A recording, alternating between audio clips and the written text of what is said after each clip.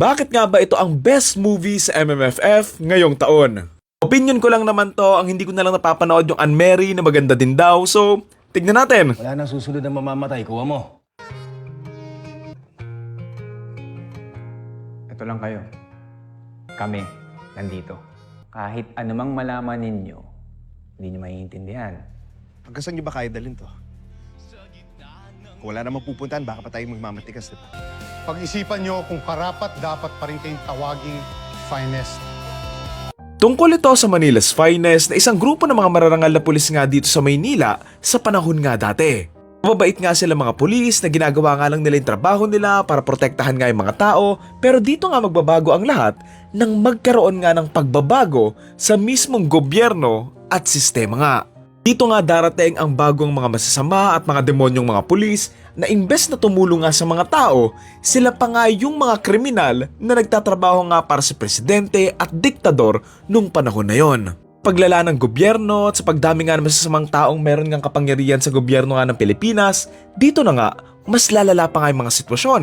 Kung saan gagawin nga ng finest ang lahat para nga protektahan yung mga tao and at the same time, gawin yung trabahong sinumpaan nga nila. Title ng movie, Manila's Finest. Yung napanood ko na, maganda naman pala yung movie and pangit lang talaga yung trailer nila. First of all, it's a slow burn film and I would admit it's not for everyone, lalo na kung mahilig ka nga sa mga popcorn films or hindi ka lang talaga mapolitika na tao. The film has its flaws in terms of storytelling, pero if ina-expect mo na action movie to like On the Job, tapos bumoboto ka pa ng kurakot, malaki yung tsansang hindi mo talaga magugustuhan to. Alam mo buong movie, nakatutok lang talaga ako kasi nga, gandang-ganda ako doon sa production design nila eh. From the costumes, the sets, the locations, pati yung mga buhok and props nila, para ka talagang bumalik sa panahon dati na sobrang kudos nga doon sa buong team nila. Gustuhan ko rin pala dito yung casting na akala ko magiging awkward, pero okay din naman pala. Piolo and Joey Marquez, sila Ashtin, Romnick, Enrique, sila Ariel, and syempre si Rico Blanco na ang galing niyang villain. Yung tipo ng villain, nakakainisan mo talaga. Galing lang talaga ng pagkakaportray nga na Rico Blanco sa karakter nga na ito na hindi man siya malakas physically pero a weakling na binigyan nga ng power in terms of position nga sa government. In terms of story, nagustuhan ko siya kasi nga they explored a time nga sa Pilipinas kung saan unti-unti na ngang nalalamon ng kasamaan yung mga kapulisan nga dati.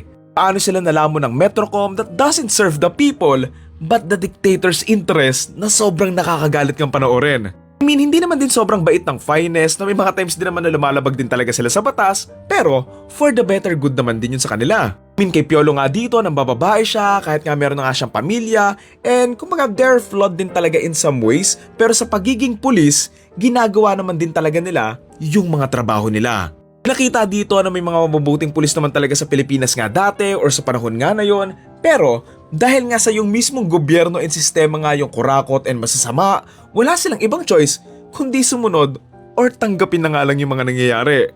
I also love how the film explores different societal issues during that time. Yung pagkawala ng ilang journalists and censorship nga sa media, yung pag-setup nga ng gobyerno ng mga gulo-kuno, pagkawalain pa nga alipusta nga sa ilang mga rallyist ng pinaglalaban nga lang yung tama naman, yung paggamit nga ng mga pulis sa masama ng mga kapangyarihan nila, and yung mismong paglamon nga sa mga mabubuting pulis ng mga masasamang pulis sa ilalim nga ng diktador na presidente. Yes, hindi nga nila harap-harapan na binabanggit yung problema nga ng sistema, and that's okay kasi this is a story on individuals and paano nga sila naapektuhan on this sudden change na panigurado sila din naman mismo hindi rin nila napansin, kaya nga eventually hindi na nga rin nila napigilan nga.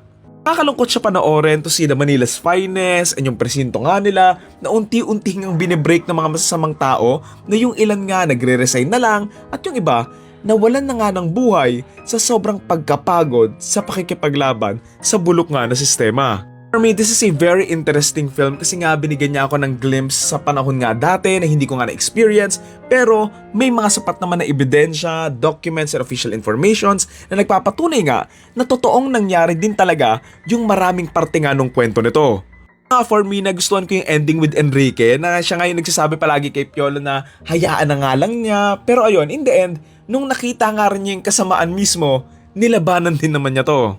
Like the detail na siya na nga lang yung natitira sa original na Manila's Finest, tapos nakita nga niya doon sa pansitan na magkasama yung mga pulis at yung mga kriminal at nagbabanding nga lang sila. Si Basically saying na at that point at sa panahon nga na yon, yung batas at yung mga kriminal nga, natutulog na lang sila sa isang kama na nga lang. I love this film and I do understand naman if hindi lahat ng tao magustuhan or mag-enjoy nga dito. I do see naman na may mga subplots na hindi nga masyadong na-explore, medyo madaming characters na wala nga pinatunguhan and straightforward nga lang din talaga yung story.